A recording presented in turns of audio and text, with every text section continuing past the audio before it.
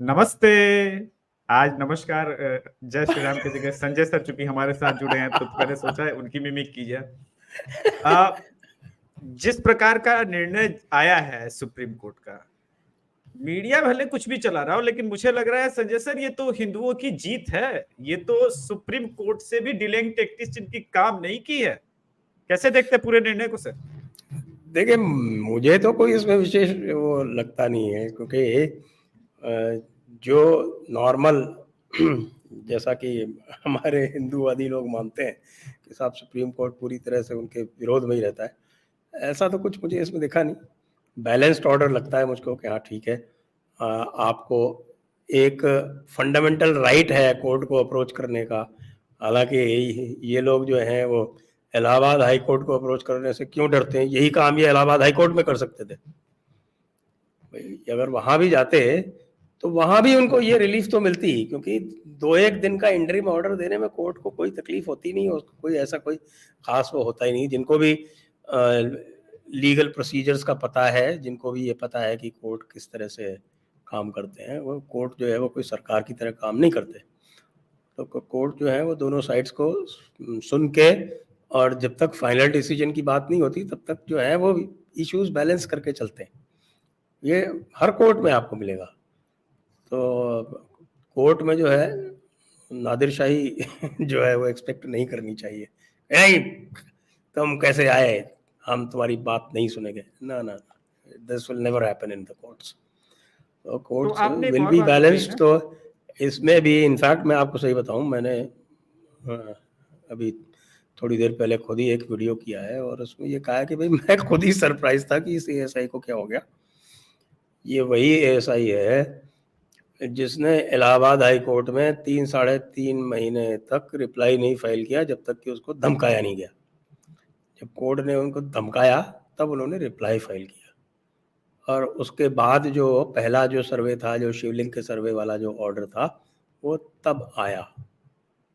तो इस एएसआई को वो फ्राइडे 4:30 बजे ऑर्डर होता है और संडे को वो पहुंच जाती है दल बल के साथ, पूरी तैयारी के साथ, पूरे सारे आपका प्रोग्राम बना के अगले 15 दिन का। भाई मैं तो कायल हो गया इसके लिए। तो किसको, एएसआई तो भाई सीधे सीधे मिनिस्ट्री ऑफ कल्चर के अंडर में आती है। आजकल कौन है वहाँ? रेड्डी साहब हैं शायद। रेड्डी साहब, रेड्डी साहब।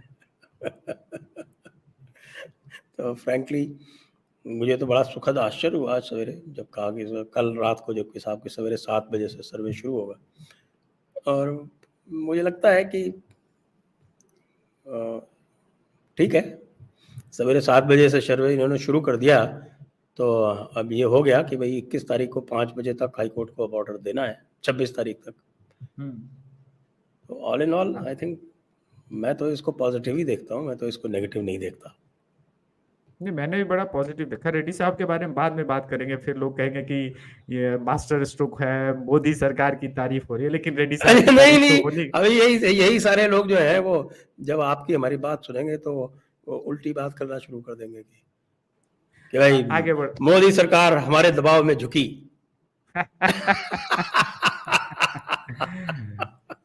संजय और सर। ये जो लोग इस तरह की बातें करते हैं उनको कोर्ट्स के प्रोसीजर्स का, कोर्ट्स के जो जो उनका सिस्टम है प्रीसीडेंट्स का, उसका कोई आइडिया नहीं है। वो सब जो है वो धमा चौकड़ी करके बस तलवारबाजी करते रहते हैं। मतलब कई लोग देखता हूँ तो हैरान हो जाता हूँ किस किस तरह की बातें करते हैं, किस किस तरह के थम्स देते हैं, किस किस तरह के टाइटल्स देते हैं। बड़ी विचित्र बात है। आई थिंक थोड़ा बहुत स्पेशली मीडिया वालों को, यदि आप कोर्ट्स को कवर कर रहे हैं और यदि आप कोर्ट्स के जजमेंट्स को कवर कर रहे हैं, तो आपको एक जिसको हम बोलते हैं फेमिलियराइजेशन कोर्स कर लेना चाहिए। मैं नहीं कहता आपको कि आप एलएलबी करें जाके, लेकिन कोर्ट प्रोसीजर से फेमिलियराइज लोगों को कर लेना चाहिए। ये खाली जिसको जरा सा भी यानी कि लॉ का छोटा एल भी नहीं पता हो और वो बैठ के कमेंट करे, नॉट प्रॉपर। या तो आप एडवोकेट्स को बुलाइए, उनसे डिस्कस कीजिए। हम तो देखिए आप जयपुर डायलॉग्स पे, मैं स्वयं एडवोकेट हूँ, उसके बाद भी आप देखें कि जब भी ये ज्ञान वापी है इसका होता है, मैं हमेशा विष्णु जैन जी को बुलाता हूँ। उनसे बात अब करता हूँ। आगे वहीं बढ़ते ऐसा हैं। विष्णु ऐसा जैन जी कोई तो और मैटर होता है तो उस पे भी एडवोकेट्स को बुला के उनसे बात करते हैं, क्योंकि वो जानते हैं, उनको लीगल पोजीशंस पता है। और भी होते हैं उनसे उनसे हम बहस भी करते हैं, तो कहते हैं कि भाई आपकी पोजीशन सही है या गलत है, आप इस पोजीशन में हमको बताइए। तो ये मेरा ये मानना है कि मीडिया में तो खैर थोड़े स्पेशलाइजेशन हो जाते हैं, लेकिन स्पेशली यूट्यूब पे जिन लोगों को लॉ का पता नहीं है उनको थोड़ा बचना चाहिए उल्टी पुल्टी कमेंट्स करने से। ठीक, आगे बढ़ते हैं। विष्णु जैन जी न तो हाई कोर्ट में जाने से डर रहे हैं, न सुप्रीम कोर्ट में, ना जिला अदालत में, लेकिन मुस्लिम पक्ष सुप्रीम कोर्ट क्यों चला गया, जबकि इलाहाबाद हाई कोर्ट में तो अहमदिया जज साहब हैं, मुनीर साहब हैं। नहीं नहीं, मुनीर साहब का नहीं मुझे पता है, अहमदी तो ये इनके वकील हैं, अहमदिया साहब, अच्छा। हुफैजा अहमदी, ये मुस्लिम पक्ष के वकील हैं। हम्म। मुनीर साहब ने तो बहुत अच्छा जजमेंट दिया था ना उसके आपके हाँ। 7/11 जो प्लेंट रिजेक्शन की जो इन्होंने मेंटेनेबिलिटी की जो इन्होंने एप्लीकेशन डाली थी, उसको बोलते हैं order 7 rule 11, rejection of plaint, ये सीपीसी का प्रोविजन है। तो वो उसका जो है वो बड़ा डिटेल जजमेंट दिया था डिस्ट्रिक्ट जज वाराणसी ने, बहुत अच्छा ऑर्डर है, मैंने देखा है वो। और उसमें जो इनके जो 3 प्रिंसिपल जो ऑब्जेक्शंस थे, एक प्लेसेस ऑफ वर्शिप एक्ट का था, एक वक्फ एक्ट का था, ये 2 इनके प्रिंसिपल ऑब्जेक्शंस थे। उसके अलावा भी एक कौन था, एक और था, शायद लिमिटेशन का था या तो देखिए बेसिक बात यह है कि मुस्लिम पक्ष के पास कोई भी चारा अब नहीं है अलावा इसके कि वो मैटर्स को डिले करे। उसका मैं आपको कारण समझाता हूँ, लीगल कारण समझाता हूँ, जी। और जिनको और विस्तार में समझना हो तो वो अभी मैंने कुछ दिन पहले, 2 दिन पहले शायद, विष्णु जैन जी से पूरा वार्तालाप किया था। और उसमें मैंने क्योंकि मैंने विष्णु जैन जी से पूरे लीगल पॉइंट्स पे ही बात की थी, तो जिनको भी उसको डिटेल में समझना हो वो उसके ऊपर जा सकते हैं, क्योंकि ठीक। वो लीगल पॉइंट्स जो है वो लॉ जानने वाला ही पूछ सकता है। आप किसी सामान्य व्यक्ति को देंगे तो वो उनसे वो प्रश्न भी नहीं पूछ सकता, उसको पता भी नहीं होता। तो अब जो मुस्लिम लॉ है, मुस्लिम लॉ ये कहता है, ये जजमेंट है इस्माइल फारूकी, जो आपके अयोध्या एक्विजिशन एक्ट जो बना था उसके ऊपर जब गए थे, तो उसमें ये ले डाउन किया उन्होंने कि भाई कि mask is not an essential part of Islam.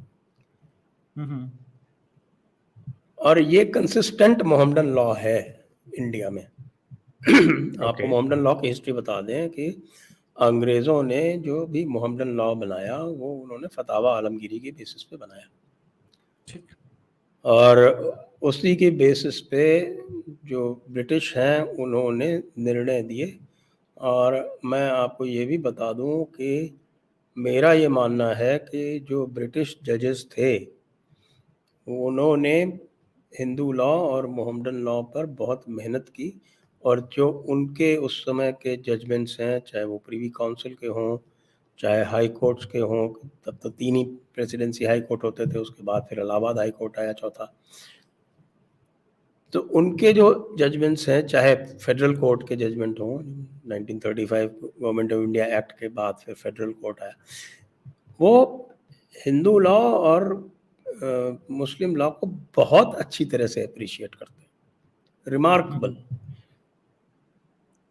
तो तब से ये कंसिस्टेंट आपका भी चला आ रहा है कि mask is not an essential part of Islam. दूसरी चीज ये भी चली आ रही है कि कहीं पर भी यदि किसी देवता की प्राण प्रतिष्ठा हो गई और पवित्र उद्देश्य की प्राप्ति के लिए देवता की प्राण प्रतिष्ठा कर दी गई, तो वहाँ पर चाहे मंदिर टूट जाए, चाहे मूर्ति बह जाए, चाहे मूर्ति खंडित हो जाए, कुछ भी हो जाए, देवता वहाँ अदृश्य रूप से विराजमान रहते हैं, इसलिए once a temple always a temple. ठीक। तो ये स्थिति होने के बाद आप देखें कि जो चल रहा है इस समय, जो प्लेसेस ऑफ वर्शिप एक्ट की भी जो चैलेंज चल रहा है, तो प्लेसेस ऑफ वर्शिप एक्ट भी रिडंडेंट हो चुका है। वो इसलिए क्योंकि जहाँ ऐसे ही उसमें, क्योंकि प्लेसेस ऑफ वर्शिप एक्ट में क्या लिखा हुआ है कि साहब रिलीजियस कैरेक्टर जो है वो 1947 के बाद चेंज नहीं होगा। अब रिलीजियस कैरेक्टर क्या है ये कैसे पता चलेगा? वो तो सिविल सूट के जरिए ही पता चल सकता है। बिल्कुल। क्यों? क्योंकि यहाँ हिंदू लॉ ऐसा कहता है, अगर वहां पर कोई मंदिर निकल आया, पूर्व प्रतिष्ठित मंदिर निकल आया किसी भी मस्जिद के नीचे, तो जो लॉ है वो ये कहता है कि वो तो मंदिर ही रहेगा, प्री एग्जिस्टिंग जो है मंदिर वो वहां रहेगा, आप उसे वहां से बदल नहीं सकते। अच्छा, ऐसा कोई केस है नहीं पूरे भारत में जहाँ किसी मस्जिद के ऊपर मंदिर बनाया गया हो। कोई ये हो भी तो ठीक। बता दे। नहीं, वो तो वही बात है ना, तो रिलीजियस तो, कैरेक्टर तो, बदलेगा। तो ये जो है, इस कारण से जो मुस्लिम पक्ष है वो अत्यंत आतंकित है। वो बार बार प्लेसेस ऑफ वर्शिप एक्ट बेकार हो गया, इसका क्या मतलब रहा, अगर ऐसा है तो फिर सब हमारे सारे जितने भी हैं उनके ऊपर आफत आ जाएगी। आएगी भाई, या तो आप एक कमीशन बनवा लो, ये पहले भी सजेस्ट किया गया था कि भाई एक कमीशन बनवा लो और ये पता कर लो कि किन किन मस्जिदों को मंदिरों के ऊपर तामीर किया गया है और उनको आप हिंदुओं से समझौता कर लो। वरना आपकी जो ये जिद है कि साहब के इस्लाम को गालिब होना है कुफर के पता ऊपर। चला कुछ नहीं रहा। हाँ देखिए, आजकल जो भी मैं कहता हूँ इस्लाम को गालिब होना है कुफर के ऊपर, ये भी मैं सीधे सीधे कुरान शरीफ से कह रहा हूँ। कुरान शरीफ अल बकरा 286। क्योंकि आजकल लोग जो हैं वो कहते हैं कि साहब कुछ भी बोलो तो कह देते हैं साहब आपने नफरत फैला दी। तो कोई भी बात कहूँगा तो प्रमाण के साथ कहूँगा, और किसी भी रिलीजियस बुक को कोट करना जो है वो कतई कभी अपराध नहीं हो सकता। नहीं संजय सर, इसमें एक पॉइंट तो और है। ये जो बार बार ये कहते हैं ना, तो उसमें इनके यही धारणा है कि भाई हमारा मजहब बताता है कि भाई हमें इनके ऊपर गालिब होना है, और दुआ भी करते हैं। ये अक्सर जो है वो जो आप लोगों को ये पता करना चाहिए। मैं तो पुलिस वालों को भी कहता हूँ कि यार तुम लोगों को कुछ पता ही नहीं है कि यहाँ मस्जिदों में हो क्या रहा है, वहाँ कौन से पैम्फलेट बट रहे हैं। क्योंकि ये आज की डेट में आप देखेंगे कि अधिकतर शासन प्रशासन में जो उर्दू पढ़ने समझने वाले जो हैं वो गैर मुस्लिम बचे ही नहीं हैं। आप पूरे हिंदी भाषी क्षेत्र में और भी क्षेत्र में कहीं भी देख लीजिए, वो उर्दू में क्या पर्चे बांट रहे हैं, उस पर क्या चल रहा है, किसी को कुछ पता नहीं।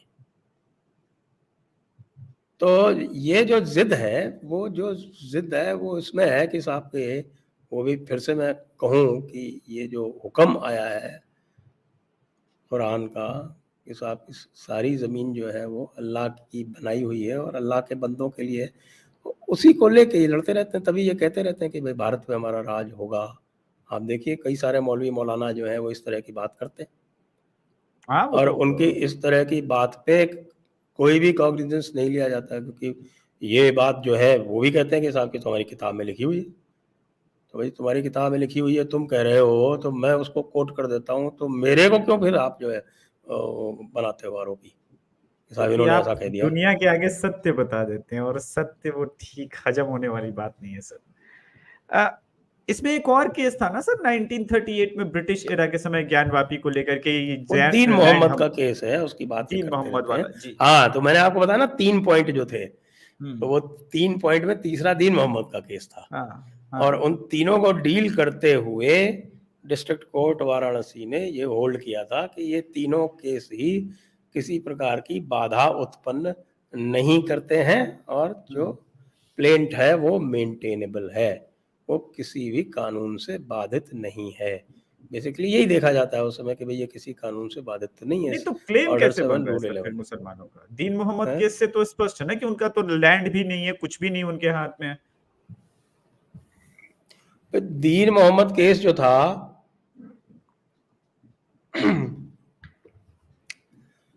वो उसमें हिंदू पार्टी नहीं थे। हाँ। तो जैसा कि बार बार आपने सुना होगा, विष्णु शंकर जैन भी जी कहते हैं ना कि वो it was not a representative suit. जो रिप्रेजेंटेटिव सूट होता है वो होता है ऑर्डर 1 रूल 8 में। और रिप्रेजेंटेटिव सूट एक तरह की पीआईएल होता है, वो उसमें जब है तो फिर पूरा नोटिस जाता है और वो आम नोटिस होता है, और उस आम नोटिस में फिर कोई भी उसको चैलेंज कर सकता है। फिर जब वो अगर उसमें कोई डिक्री हो जाती है ऑर्डर 1 रूल 8 के रिप्रेजेंटेटिव सूट में, तो वो फिर सब पर बाध्यकारी होती है। तो वो खाली दीन मोहम्मद के और सरकार के बीच का केस था, तो वो कतई लागू होता नहीं। और ये बात जो है ये आप जो है वो खोल लें, वो डॉक्टर अजय कुमार विश्वेश का जो ऑर्डर 7 रूल 11 का जो ऑर्डर है, या उसके बाद अभी जो जस्टिस जे मुनीर का इलाहाबाद हाई कोर्ट का ऑर्डर है, उसको आप खोल लें। उन्होंने इसके ऊपर विस्तार से डील किया है, कहा कि दीन मोहम्मद का केस इसमें रेलेवेंट नहीं है, क्योंकि ये हिंदू अपने अधिकारों की बात कर रहे हैं। तो हिंदुओं का अधिकार उसमें कभी डिस्कस ही नहीं हुआ था। अगर हिंदुओं का एक प्री एग्जिस्टिंग अधिकार है तो वो जो वक्फ वाली प्ली है वो बेसलेस हो जाएगी, ये बात है इसके अंदर। तो ये जो मैं बता रहा था कि जो ऑर्डर 7 रूल 11 का ऑर्डर आया, इसकी जो अपील हुई, इसकी अपील क्या हुई, इसका रिवीजन हुआ। ये भी एक आपके सिविल लॉ का पेच है। तो सिविल लॉ का पेच ये है कि साहब की यदि 711 में रूल 711 की अपील एक्सेप्ट हो जाती है तो सूट डिसमिस हो जाता है। तो फिर जो पिटिशनर है वो अपील कर सकता है। लेकिन अगर 711 की जो प्लेंट है वो, सॉरी उल्टा बोल गया मैं, अगर 711 प्लेंट की 711 एप्लीकेशन एक्सेप्ट हो जाती है तो सूट डिसमिस हो जाता है। तो फिर जो पिटिशनर है वो अपील करेगा। लेकिन अगर 711 की एप्लीकेशन डिसमिस हो जाती है तो सिविल में अपील का प्रोविजन नहीं है, फिर उसको रिवीजन के लिए जाना पड़ेगा। और रिवीजन जो है वो केवल लॉ पॉइंट्स पे होता है, उसमें फैक्ट्स नहीं देखे जाते, वो केवल लीगल पॉइंट्स पे होता है। तो वो रिवीजन जो है वो इनका डिसमिस हो चुका है जस्टिस जे मुनीर के ऑर्डर से, एक बात। दूसरा कि इसमें प्रावधान ये है कि भाई कि जो कोई भी प्रमाण लाने के लिए, अन्य प्रमाण लाने के लिए जो प्रार्थना पत्र लगाए जाते हैं, वो एक इसका प्रावधान है उसमें सीपीसी में, वो है ऑर्डर 6 रूल 10A। उसके अंतर्गत ये एप्लीकेशंस लगती हैं। तो ये जो सर्वे इत्यादि की एप्लीकेशंस हैं वो सब उसी ऑर्डर 26 रूल 10A में लग रही हैं। जो पुरानी जो एप्लीकेशन लगी थी वो भी इसी में लगी थी, जो शिवलिंग के लिए लगी थी वो भी इसी में लगी थी, और जो आपके एएसआई के पूरे सर्वे की लगी वो भी इसी में लगी। और वो कोर्ट को अधिकार है क्योंकि सुप्रीम कोर्ट में जब ये गए थे इसको सबको लेके, तो सुप्रीम कोर्ट ने कहा था कि ट्रायल चलेगा। देखिए सबसे बड़ी इनकी जो दुर्घटना हो गई वो ये हुई कि सुप्रीम कोर्ट ने ट्रायल को स्टे नहीं किया, उन्होंने कहा ट्रायल तो चलेगा। चले।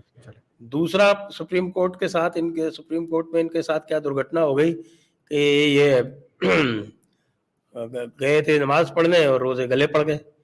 वो ये हुआ कि ये गए तो थे उसको रुकवाने, और उन्होंने कहा कि नहीं नहीं, तो ये तो आपको हम ऐसा करते हैं कि इसको हम ले लेते हैं डिस्ट्रिक्ट कोर्ट के पास। तो डिस्ट्रिक्ट कोर्ट के पास उसको ले लिया तो एक स्टेज कम हो गई।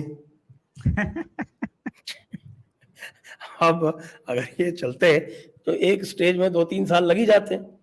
तो ये जो 2-3 साल का पीरियड था ये कम हो गया। तो वही वाली बात पे गए थे नमाज पढ़ने, रोजे गले पड़ गए। अब यही मथुरा के केस में हुआ। आपको पता है कि मथुरा के केस में एप्लीकेशन लगाई थी कि सारे जितने भी हैं ये सूट्स वो हाई कोर्ट में सुने जाए। हाई कोर्ट ने उनकी बात मान ली। ये सुप्रीम कोर्ट गए, सुप्रीम कोर्ट ने इनकी बात खारिज कर दी। अब वो कह रहे हैं कि साहब हमारी 2 अपील का अवसर नष्ट हो गया, मतलब 10 साल जो है वो शॉर्ट हो गया। अच्छा, एक शॉर्ट तो कुछ और भी हो गया सर। अब ठीक है, अब तो ये सुप्रीम कोर्ट के गले नहीं पड़ सकते। 26 तारीख को तक इनको इलाहाबाद हाई कोर्ट में ये डालना है, और उसके बाद अगर सर्वे क्या लगता है इलाहाबाद हाई कोर्ट से हिंदू के पक्ष में फैसला आने के चांसेस कितने ज्यादा है? इलाहाबाद हाई कोर्ट तो भाई अगर आप उसका जजमेंट पढ़ लें अरविंद मिश्रा जी का, जस्टिस अरविंद मिश्रा का, तो उन्होंने स्पष्ट किया है, वो ये है कि ये इनको अधिकार है ऑर्डर 26 रूल 10A में प्रमाण इकट्ठा करने के लिए साइंटिफिक सर्वे मानना। उसमें तो बल्कि शिवलिंग वाले में तो ये इशू था कि भाई जो है वो सुप्रीम कोर्ट ने कहा है कि ये डैमेज नहीं होना चाहिए, और मुस्लिम पक्ष एक बड़ी लचर सी दलील लेके गया था, जैसे कि इनको बड़ी शिवलिंग की चिंता है कि साहब इससे डैमेज हो जाएगा।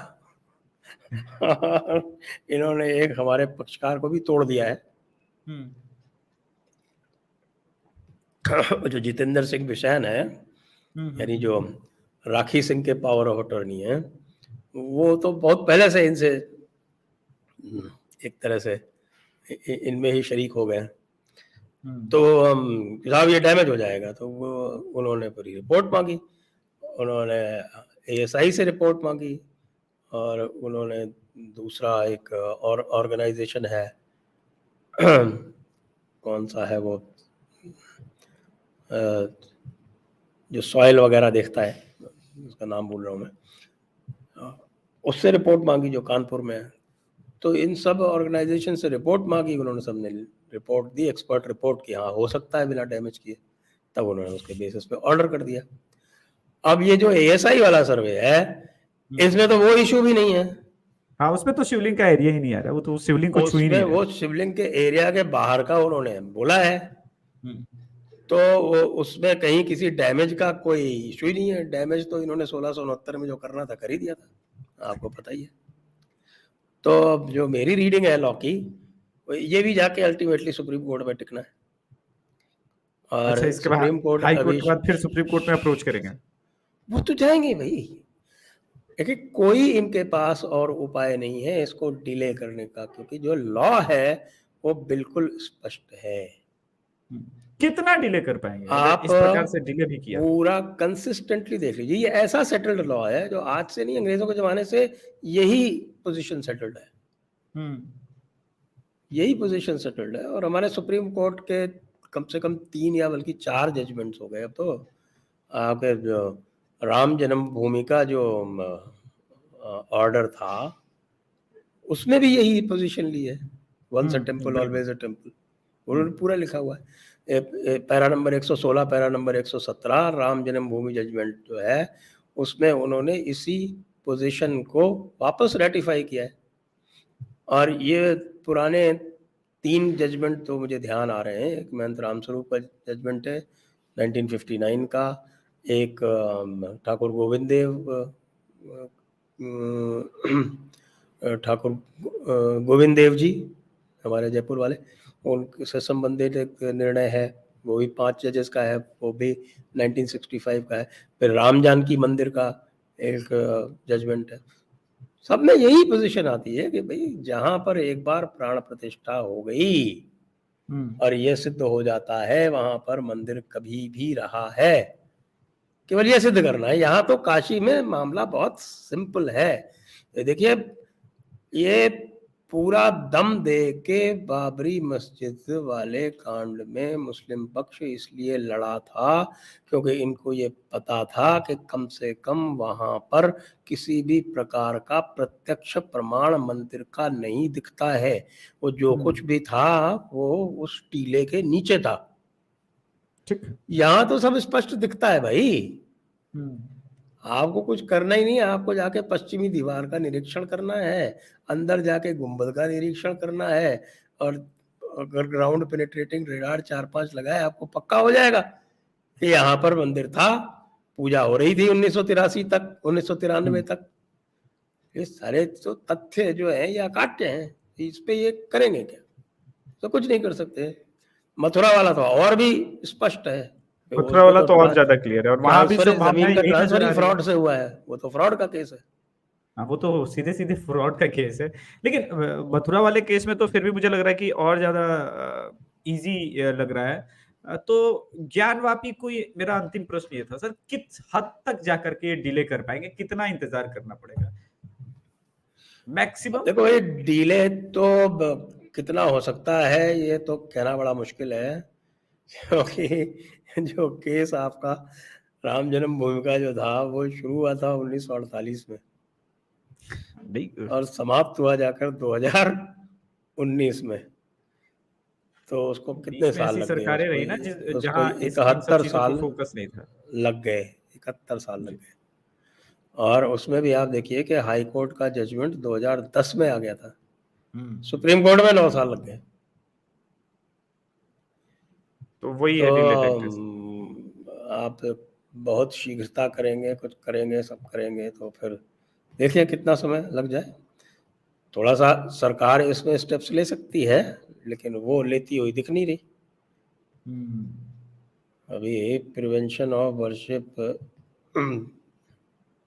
आपके प्लेसेस ऑफ वर्शिप एक्ट का जब, जिसमें मैं भी एक पिटिशनर हूँ, पार्टी है। इंटरवीनर हूँ, पार्टी हूँ, उसका जब केस आया अभी कुछ दिनों पहले, तो क्या किया इन्होंने, आपको ध्यान है? जी। उन्होंने और समय मांग लिया साहब, तो 1 अक्टूबर की तारीख मांग ली।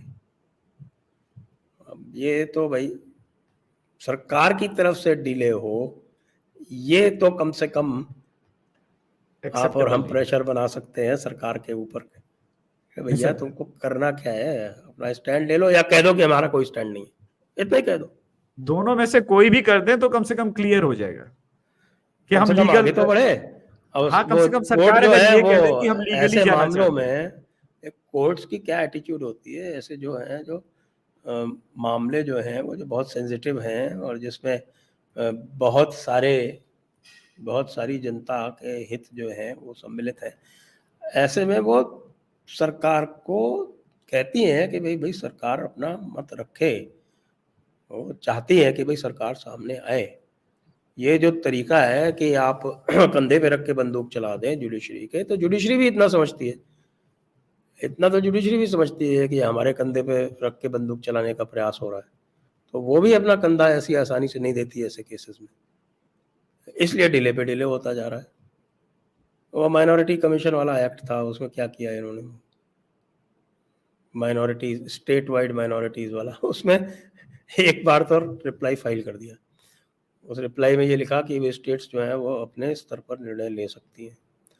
जैसे ही उन्होंने ये फाइल किया तो हमारे, आपको पता है बाबा। हेमंत बिश्व शर्मा जी ने अनाउंस कर दिया कि हम डिस्ट्रिक्ट वाइज माइनॉरिटी करेंगे। किसी ने समझाया होगा, उन्होंने जो है वो 4-5 दिन बाद वो एफिडेविट विड्रॉ कर लिया। अब बताइए आप, ये भी हिस्टोरिकल है, पता नहीं कोर्ट ने परमिट कैसे कर दिया उनको विड्रॉ करने को। फिर कोर्ट ने सोचा होगा कि हमारे कंधे पे रख के बंदूक चलाना चाहते हैं, छोड़ो। इसलिए फिर कोर्ट ने उसको विड्रॉ करने की इजाज़त दे दी। ये अगर सरकार भी प्रोएक्टिव होकर कम से कम रिप्लाई फाइल कर दे, सारे मैच्योर केसेस हैं, आपको रिप्लाई फाइल करनी है, आप रिप्लाई फाइल कर दीजिए, अपनी किसी भी तरह से फाइल कर दीजिए, XYZ। अच्छा, XY क्या, ये देखते हैं कि यार हम इसका विरोध करेंगे तो हिंदू नाराज हो जाएंगे, वो वोट तो हमको वही देते हैं, और अगर हम इसका समर्थन कर देंगे तो बाइडेन साहब नाराज हो जाएंगे या सोरोस साहब नाराज हो जाएंगे, इनको ये डर लगता रहता है। अब इसके लिए तो कोई क्या करे। चलिए, तो मेरे हिसाब से और संजय सर के भी हिसाब से ये हिंदुओं की एक और विक्ट्री ही है। और अब देखते हैं आगे क्या होता है ज्ञानवापी में, 26 तारीख के बाद पता चलेगा।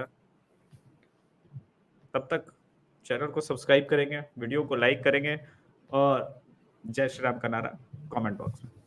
अच्छा, हर हर महादेव कभी लगा। हर हर महादेव है आज तो। जी, हर हर महादेव, जय श्री राम। हर हर महादेव।